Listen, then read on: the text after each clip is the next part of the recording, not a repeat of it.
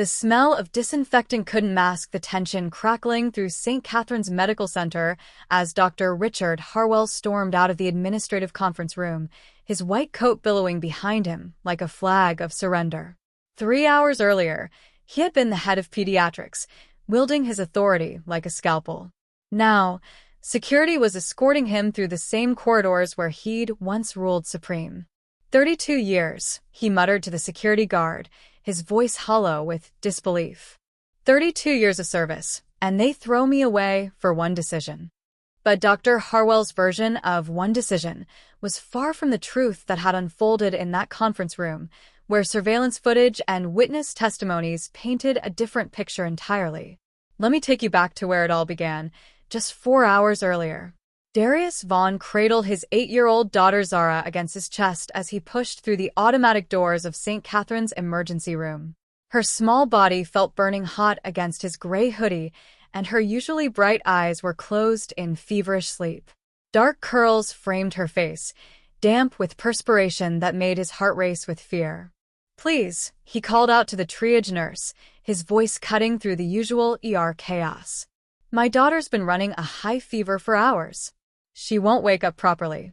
The nurse, a middle-aged woman with kind eyes named Linda, immediately stood from her station. One look at Zara's flushed face and labored breathing told her everything she needed to know. "Room 3 is open," she said, already reaching for a wheelchair. "Let's get her looked at right away." But before they could move, Dr. Harwell emerged from behind the curtained area where he'd been treating another patient. His sharp blue eyes took in the scene, scanning from Darius's casual clothing to his protective hold on his daughter. Something cold flickered across his expression. "Hold on," Dr. Harwell said, his voice carrying the authority of someone accustomed to being obeyed. "Has insurance been verified?" Linda frowned. "Doctor, this child needs immediate attention. She's clearly in distress." "Protocol is protocol," he replied curtly. "We can't just admit everyone who walks through those doors. How do we know he can even pay for treatment?" The words hit the room like a physical blow. Other staff members turned to stare, and Darius felt the familiar weight of judgment settling on his shoulders. He'd felt it in boardrooms when he was the only black face at the table, in restaurants when hostesses assumed he couldn't afford their establishment, in countless situations where his worth was questioned before his wallet. But this was different. This was his daughter. Before I continue this shocking story, where are you watching from today? Drop your location in the comments. If you want to see more stories about justice being served, hit that like button and subscribe right now. "Sir," Darius said, his voice steady despite the fury building in his chest, "my daughter is sick." Can we please focus on that? Dr. Harwell's expression hardened. "I'm focusing on hospital policy. We've had too many people come in here expecting free care they can't pay for. I need to see insurance cards and identification before we proceed." "Richard," Linda said quietly, using his first name in a way that suggested this wasn't the first time they'd had this conversation. "The child is clearly ill. We can handle insurance verification after we've stabilized her." "I'm the attending physician," he snapped. "I decide treatment priorities." Darius felt Zara stir slightly in his arms, a small whimper escaping her lips. The sound broke something inside him. He had built an empire from nothing, had fought through every obstacle life had thrown at him, but watching his daughter suffer while a doctor played power games based on assumptions about his worth pushed him to his breaking point. "Please," he said again, this time his voice carrying a note of desperation he rarely allowed himself to show. "She's all I have." But Dr. Harwell was unmoved. "Then you should have thought about getting proper insurance before bringing her to a private hospital. There's a county facility across town that handles your type of situation." The silence that followed was deafening. Even in the chaotic environment of the ER, conversation stopped. Nurses exchanged horrified glances. A security guard near the entrance shifted uncomfortably. What Dr. Harwell didn't know was that every word of this exchange was being recorded by the hospital's extensive surveillance system, and that Linda had discreetly pressed the button that alerted the hospital administration to a potential incident requiring immediate intervention.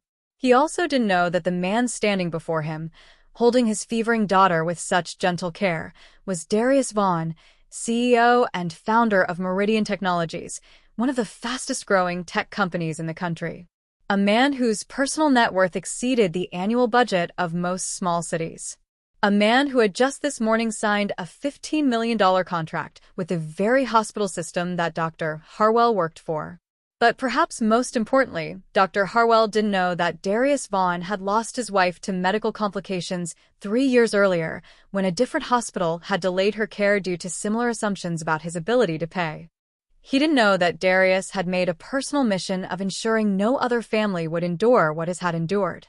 And he certainly didn't know that Darius served on the board of directors that ultimately controlled Dr. Harwell's employment. County facility. Darius repeated slowly, his voice dangerously quiet.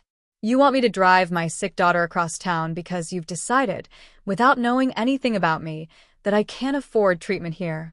I'm simply following established protocols, Dr. Harwell said, but there was a defensive edge creeping into his voice now. Something about the way this man spoke, the controlled anger in his eyes, was beginning to make him uncomfortable. That's when Dr. Sarah Chen, the chief of emergency medicine, appeared at the triage station. She'd been monitoring the situation from her office after Linda's alert, watching the surveillance feed with growing horror. Dr. Harwell, she said, her voice carrying unmistakable authority. Please step aside. I'll be taking over this case immediately. Sarah, I'm handling this situation according to hospital policy. Step aside. Now. The command in her voice was absolute. Dr. Harwell found himself moving before he could think to resist, years of institutional hierarchy overriding his personal prejudices. Dr. Chen turned to Darius with professional warmth and genuine concern.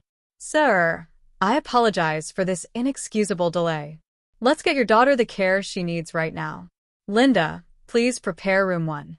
As they wheeled Zara into the treatment room, Darius caught Dr. Harwell's eye one last time. You don't know anything about me, he said quietly. But you decided who I was the moment you saw me. That says everything about you and nothing about me. 20 minutes later, as Dr. Chen worked to bring Zara's fever down and determine the cause of her illness, she found a moment to speak privately with Darius in the hallway. I need to ask you something, and please know it's not for any medical reason, she said carefully. Are you by any chance Darius Vaughn? He looked surprised. You know who I am? I thought I recognized you from the board meeting last month. You presented the new wing expansion proposal. She paused, studying his face. Dr. Harwell had no idea who he was talking to, did he? No, Darius said. And honestly, it shouldn't matter who I am. Every parent who brings their sick child here deserves the same respect, the same urgent care.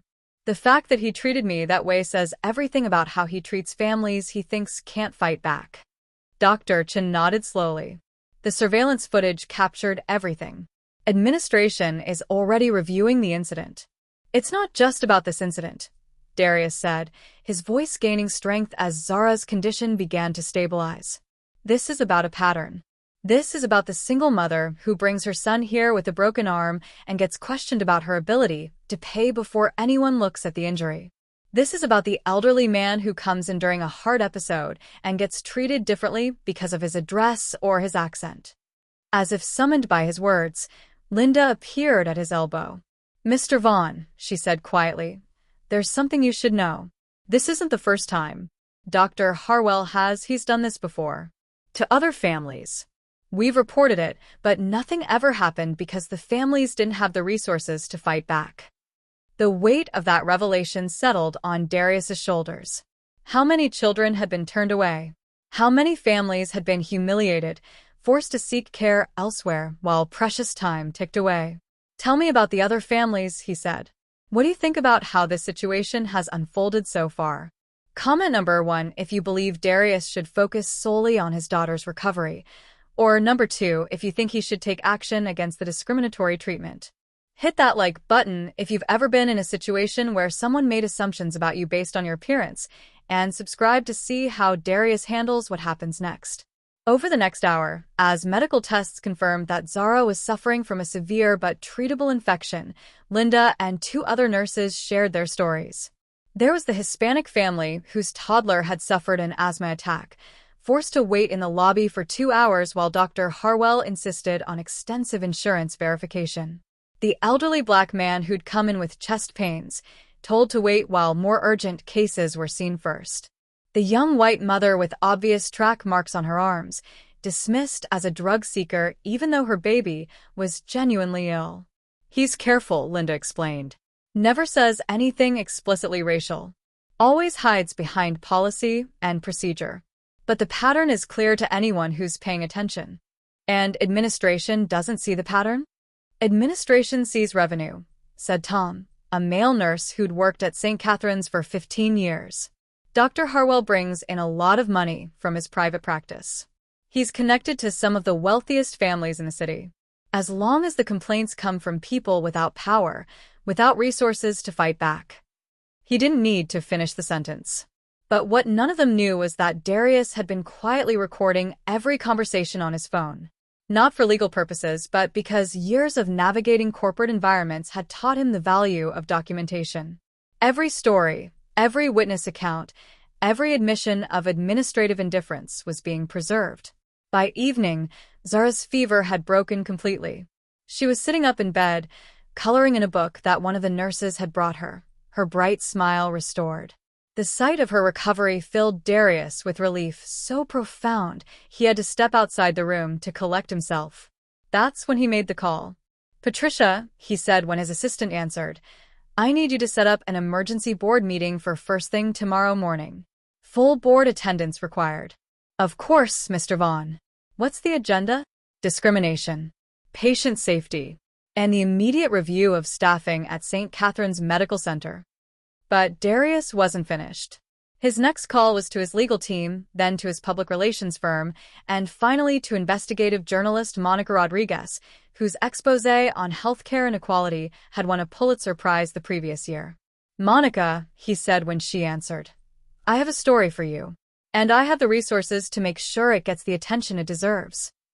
The next morning, Dr. Harwell arrived at work to find his ID badge deactivated and a security guard waiting at his office door.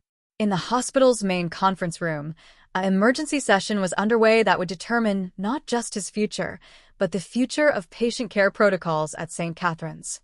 Darius sat at the head of the table, no longer in a gray hoodie, but in a perfectly tailored suit that commanded immediate respect. To his right sat his attorney. To his left sat Monica Rodriguez with her recorder and notebook. Around the table were the hospital's board of directors, the chief of staff, and the head of human resources.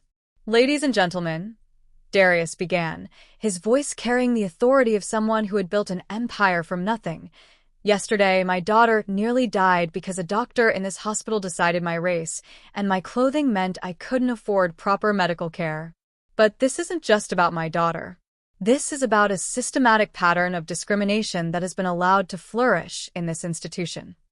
He pressed play on his phone, and Linda's voice filled the room, detailing the other families who had been turned away or delayed. Then Tom's voice, explaining the administrative indifference. Then the voices of other staff members who had finally found the courage to speak up. "Dr. Harwell made a choice yesterday," Darius continued. "He chose to see a black man in a hoodie instead of a father seeking help for a sick child. He chose to assume poverty instead of investigating need. He chose discrimination over the Hippocratic Oath." The hospital's chief executive, Dr. Margaret Stone, sat pale and silent as the recordings played. She had known about the complaints, had known about the pattern, but had chosen to protect a profitable doctor rather than vulnerable patients.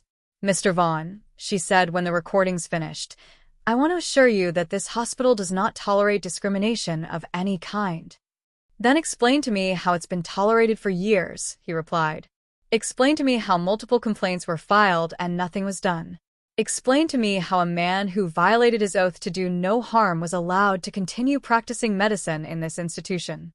The silence stretched uncomfortably long. "I'll tell you why," Darius continued. "Because the families he discriminated against didn't have power. They didn't have resources. They didn't have the ability to hold this institution accountable. But I do." In that moment, Darius finally understood what they had to do. Effective immediately, Dr. Stone announced, her voice shaking slightly, Dr. Richard Harwell's employment with St. Catherine's Medical Center is terminated. We will also be implementing comprehensive bias training for all staff, establishing a patient advocate program, and creating an anonymous reporting system for discriminatory treatment. But Darius wasn't satisfied with just Dr. Harwell's termination. "That's a start," he said, "but it's not enough. I'm establishing a $15 million fund for families who have experienced discriminatory medical treatment. I'm funding a legal clinic that will provide free representation for medical discrimination cases. And I'm working with investigative journalists to ensure that every hospital in this city knows that discriminatory treatment will have consequences." Monica Rodriguez leaned forward. "Mr. Vaughn, this story is going to be front-page news. But what message do you want people to take from this?" Darius thought of Zara, now fully recovered and back in school, her bright laughter once again filling their home. He thought of his late wife, whose memory drove him to fight for justice. He thought of all the families still sitting in waiting rooms, still being judged, still being turned away. "The message is simple," he said. "Every person who seeks medical care deserves dignity. Every parent who brings their child to a hospital deserves respect. And when institutions fail to provide that basic human decency, there will be people with the power and resources to hold them accountable." 6 months later, the Zara Vaughn Patient Advocacy Center opened at St. Catherine's Medical Center. Named after his daughter, it served as a permanent reminder that medical care is a human right, not a privilege determined by appearances or assumptions. Dr. Harwell never worked in medicine again. The state medical board, responding to the publicity and investigation that followed, revoked his license for violating professional ethics standards. But more importantly, the changes implemented at St. Catherine's became a model for hospitals nationwide. Linda was promoted to head of patient services, where she worked to ensure that no family would ever again be judged before being treated. Dr. Chen became the new chief of staff, with a mandate to prioritize patient care over profit margins. And Darius? He continued running his technology empire, but with a new understanding of how power could be used to protect the powerless. The Vaughn Foundation became one of the largest funders of healthcare equality initiatives in the country, ensuring that what happened to his family would never happen to others. What would you have done in Darius's position? Would you have had the courage to fight back even when facing systemic discrimination? Leave a comment sharing a time when you had to stand up against unfair treatment. If this story inspired you to believe that one person can make a difference in fighting discrimination, please like and subscribe to support more content that addresses social justice. Don't forget to share this video with someone who needs to hear that their voice matters, regardless of how they look or where they come from.